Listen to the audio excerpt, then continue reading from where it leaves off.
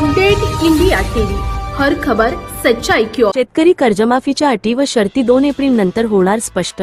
ज्या शेतकऱ्यांनी घरातील दागिने गहाण ठेवून किंवा सावकाराकडून पैसे उचलून बँकेचे हप्ते वेळेवर भरतात त्यांना केवळ 50,000 रुपयांचे प्रोत्साहनपर अनुदान दिले जाते, तर दुसरीकडे कर्ज न फेडणाऱ्यांचे 2 लाख रुपये माफ होतात।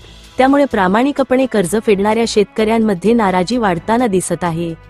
विशेष म्हणजे 2017 मधील कर्जमाफीतील अनेक शेतकऱ्यांना आजही प्रोत्साहनपर अनुदान मिळालेले नाही। या कर्जमाफीच्या घोषणेमध्ये अजून एक मोठा संभ्रम म्हणजे कर्जाची मर्यादा।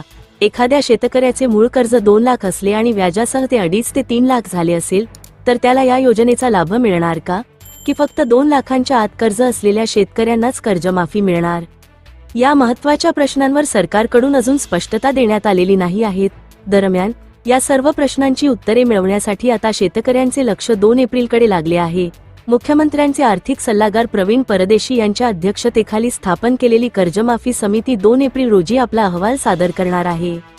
या अहवालानंतर कर्जमाफीच्या अटी, शर्ती आणि नियम स्पष्ट होणार। शेतमालाला योग्य हमीभाव मिळत नसल्यामुळे आणि शेतीत सातत्याने तोटा होत असल्यामुळे अनेक शेतकरी कर्जबाजारी होत आहेत। त्यामुळे कर्जमाफीच्या निर्णयामध्ये पारदर्शकता आणि न्याय्य अटी असणे अत्यंत गरजेचे आहे, अन्यथा पुन्हा एकदा मोठ्या प्रमाणावर शेतकऱ्यांमध्ये नाराजी निर्माण होण्याची शक्यता नाकारता येत नाही। उपसंपादक रवींद्र राऊत सह खुशाल वानखेडे।